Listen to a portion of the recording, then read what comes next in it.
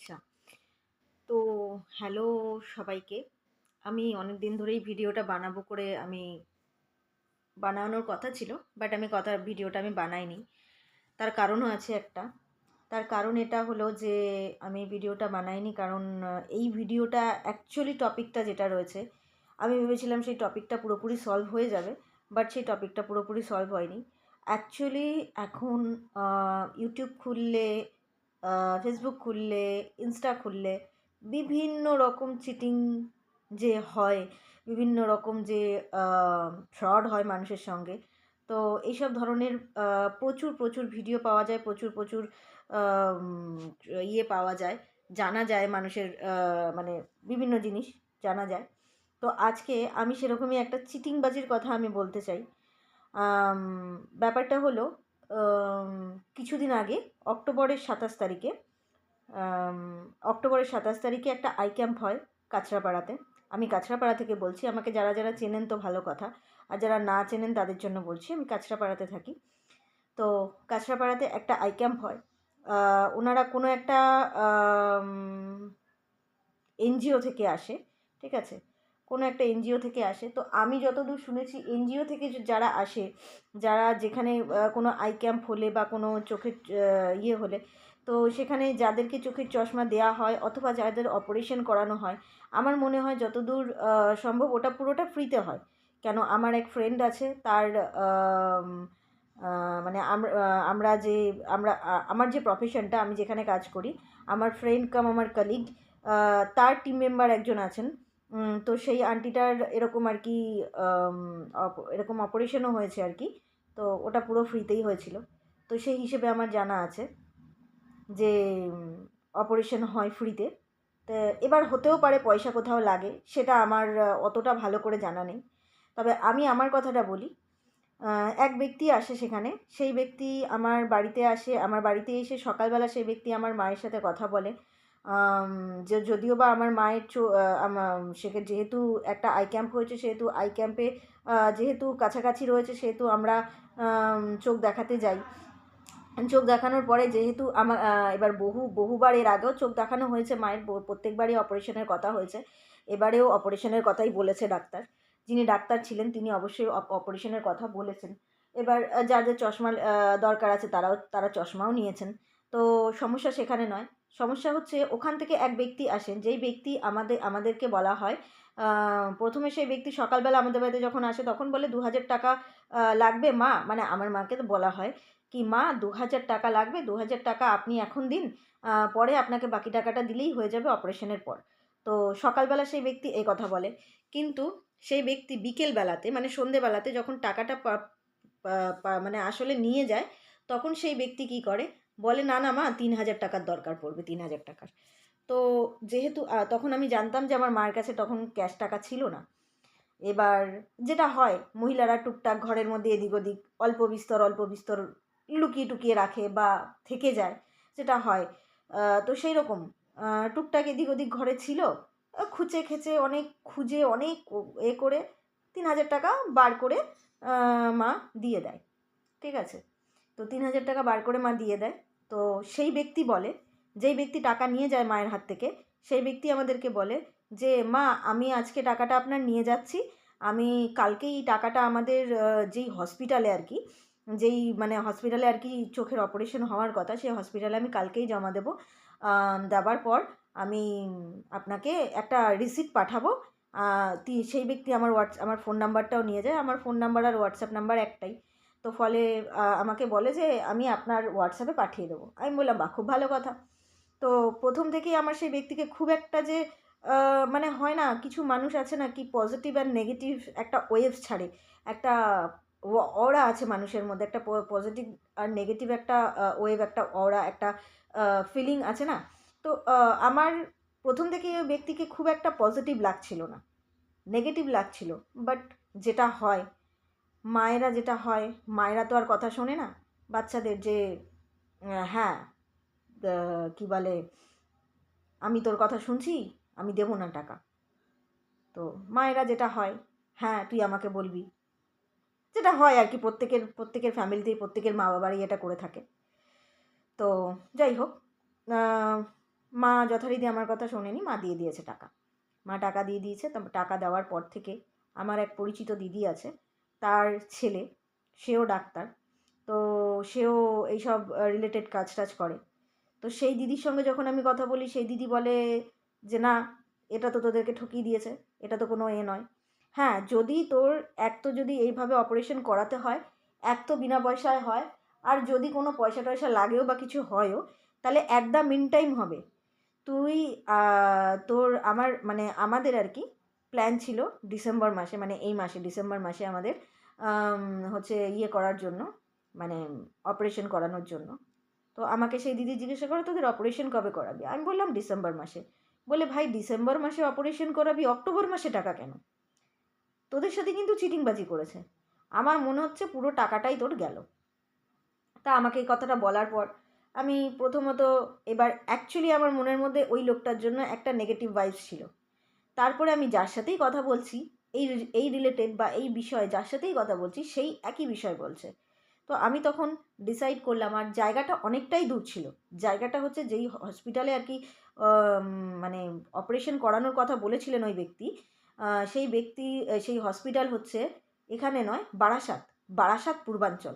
অনেকটা দূর, যাওয়া আসাটাও সমস্যা। আমার মায়েরও এখন সিচুয়েশান ওইটা নেই যে ট্রেনে করে যাওয়া আসা, মানে এতটা দূর জার্নি করে ট্রেনে করে যাওয়া, তারপরে অপারেশন করে ফিরে আসা, এটা একটা হ্যারাসমেন্ট হয়ে যায়। তা আমি বললাম মা তোমার যখন এতটা যখন কষ্ট হবে, মা নিজেও ভাবছিল যে আমি টাকাটা তো দিয়ে দিলাম হুজুকে পড়ে, তা আমি কি এত দূর গিয়ে কি কাজটা করাতে পারবো, আমি কি করিয়ে আসতে পারবো, আমি কি অপারেশনটা করাতে পারবো? আমার মনে হয় এর থেকে না করে দেওয়াটা ভালো, আশেপাশে অনেক জায়গা আছে সেখানেই আমি করিয়ে নেব। তো আমি বললাম তাহলে তুমি এক কাজ করো, তুমি ওনাকে ফোন করো, ফোন করে বলে দাও যে না ভাই আমি অপারেশনটা করাবো না, তুমি আমার টাকাটা ফেরত দিয়ে দাও। তো যথারীতি আম, এটা হয়েছে 3 নম্বর দিনে। 3 নম্বর দিনে এই জিনিসটা রেডি, মানে এই জিনিসটা তৈরি হলো যে চলো এবার ফোন করে আমরা না করব। কিন্তু সেকেন্ডে আমি যখন ফোন করলাম, সেকেন্ডে ওনার টাকাটা জমা দিয়ে আমাদেরকে রিসিট দেওয়ার ছিল, সেকেন্ডে আমি যখন ফোন করলাম তখন তার টোন ছিল, ম্যাডাম আপনি কি অপারেশনটা কি ক্যান্সেল করছেন? লাইক টোন, লাইক কি ভাই, টাকা দিয়েছো, 3,000 টাকা দিয়েছো, মানে মানে মাথা কিনে নিয়েছো, লাইক এই টাইপের টোন ছিল।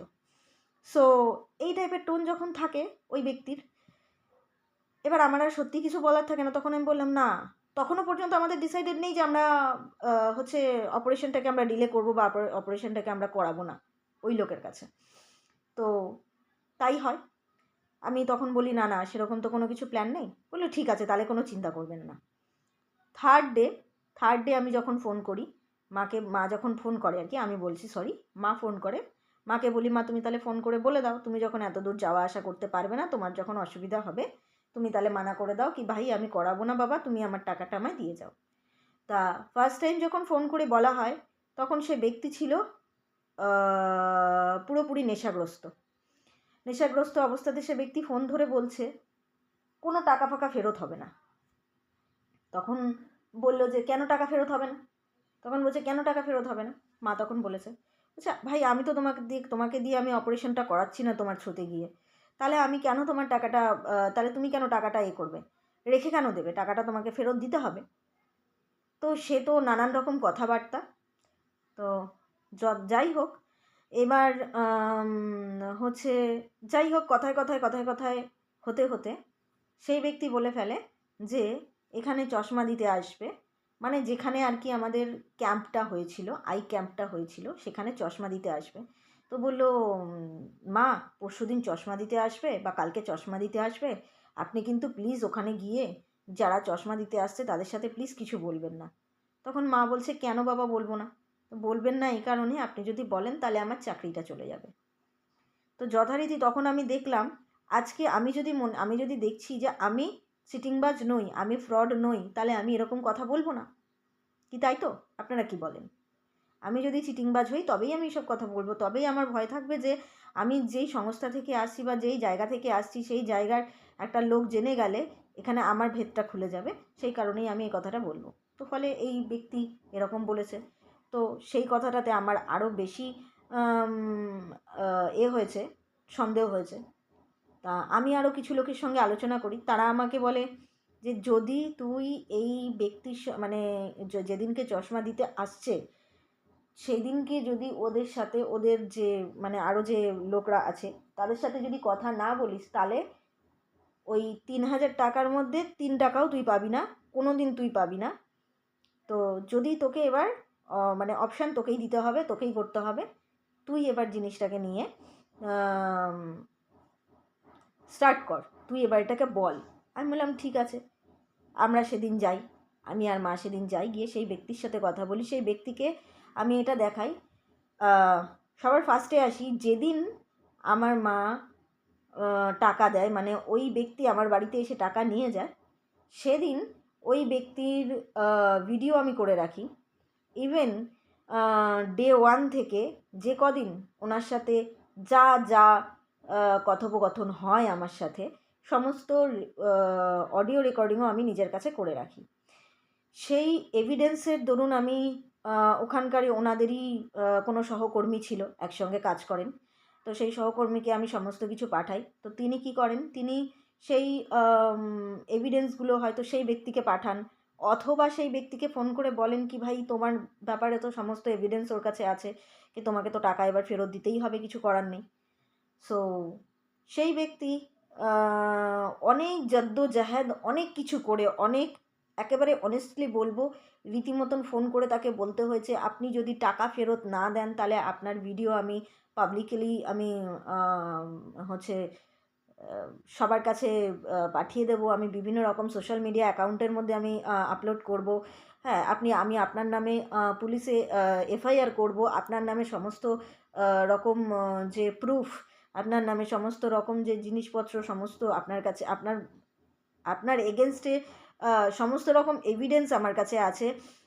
এই জিনিসগুলো রীতিমতন তাকে বলতে হয়। এক প্রকার তাকে হয়তো সোশ্যাল মিডিয়াতে এই কথাটা বলা উচিত নয়, বাট তাও তাকে এই রকমভাবে বারবার করে ফোন করে করে করে করে তার থেকে টাকাটা আমাকে আদায় করতে হয়। 2,000 টাকা সে আমাকে ফাইনালি দেয়, কিন্তু 1,000 টাকা আর বাকি থেকে যায়। সেই 1,000 টাকা সে ব্যক্তি আর দেয় না। সেই ব্যক্তি 1,000 টাকা দেয় না, তাকে ফোনের পর ফোন করা হয়, ফোন তোলে না, মানে একটা টাইমে আমার ফোনটাকে সে ব্লক করে দেয়। এবারে সে যখন আমি আমার এক বান্ধবীকে দিয়ে যখন ফোন করাই, তখন সে আমার বান্ধবীকে বলে হ্যাঁ আমি টাকাটা দিয়ে দেবো, 5 থেকে 6 দিনের মধ্যে টাকাটা দিয়ে দেবো, আমি না অসুস্থ ছিলাম, হসপিটালে ভর্তি ছিলাম। এইবার আপনারা বলুন, যদি কেউ অসুস্থ থাকে, হসপিটালে ভর্তি থাকে, অবভিয়াসলি সবার মানুষের শরীর খারাপ হতেই পারে, সে হসপিটালে ভর্তি থাকতেই পারে। কেউ যদি হসপিটালে ভর্তি থাকে, তাহলে আমি মনে করি কেউ মানে ধরুন আমার শরীর ভালো না, আমি হসপিটালে ভর্তি, আমি পার্টিকুলার কিছু মানুষকে ব্লক করে তারপরে হসপিটালে ভর্তি হব না, তাহলে আমি লোকটাকে কি মনে করব, কীভাবে আমি তাকে চিটিংবাজ মনে করব না? সেই ব্যক্তিটা প্রত্যেকটা বার বলে যাচ্ছে না আমি চিটিংবাজ নই, আমি কি আপনার ঘর থেকে টাকাটা নিয়ে এসেছিলাম, আমি কি আপনার ঘর থেকে চুরি করে টাকাটা নিয়ে এসেছিলাম?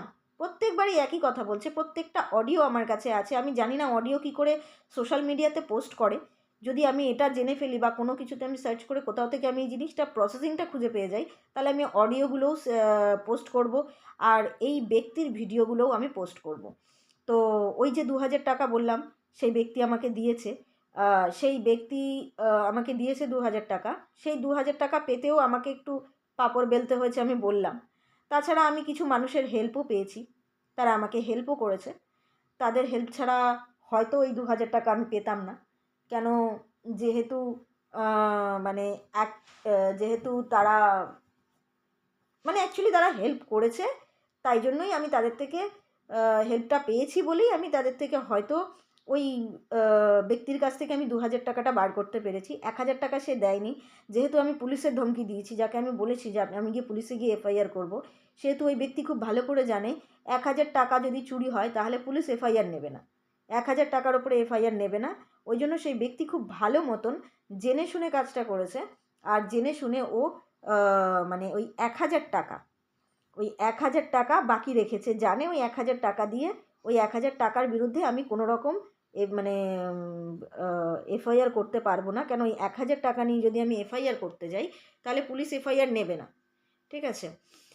তো এটা আমি যতদূর জানি, এটা আমার যতটুকুনি জানাতে আমি জানি, এবার জানি না এটা কতদূর সত্যি, তবে আমি শুনেছি যে 1,000 টাকা চুরি হলে অতটা হয় না, মানে 2,000 টাকা থেকে নাকি স্টার্টিং হয়। তো সেই জন্য মনে হয় বুদ্ধি করে সেই ব্যক্তি 2,000 টাকা দিয়ে আর 1,000 টাকা বাকি রেখেছে 3,000 টাকা থেকে, তো হয়তো সেটাই করেছে। তা